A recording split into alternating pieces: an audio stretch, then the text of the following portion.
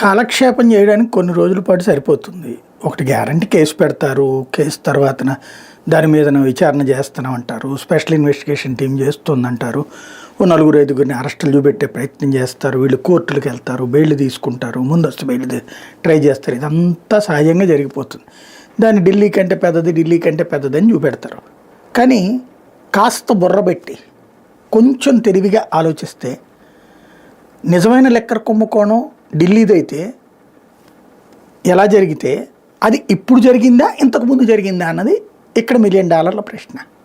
ఎందుకంటే ఢిల్లీలో లెక్కర్ కుంభకోణం అంటే ఏం జరిగింది? అక్కడ ప్రభుత్వం ఆధ్వర్యంలో మద్యం దుకాణాలు నడుస్తున్నాయి. దానివల్ల ఏడాదికి ఒక 7,000 కోట్లు ఏమో ఆదాయం వస్తూ ఉండేది. దాన్ని తీసేసి ప్రైవేటు మద్యం దుకాణాల కిందకి మారిస్తే 10,000 కోట్ల రూపాయల దాకా ఆదాయం వస్తుందని లెక్క కట్టారు అక్కడ. అంటే అప్రాక్సిమేట్గా నేను చెప్తుంది అంకెల్ సుమారు. అంటే ఇంతకంటే ఎక్కువ డబ్బులు వస్తుంది అని చెప్పి ఓ పథకం రచించారు.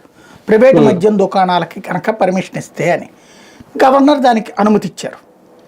తీరా చూస్తే అసలుకి కొసరయినట్టు చివరికి 1,000 కోట్లు ఎంతో చేతికొచ్చింది. అసలు పోయింది. అంటే ప్రభుత్వానికి వచ్చే ఆదాయమే పోయింది. దానికి తోడు ప్రైవేట్ మద్యం దుకాణాలు ఇబ్బడి ముబ్బడిగా దోచేసుకున్నాయి. ఎంఆర్పి రేట్ల కంటే ఎక్కువ పెట్టి దోచుకున్నారు. ఇది లిక్కర్ కుంభకోణం అంటే.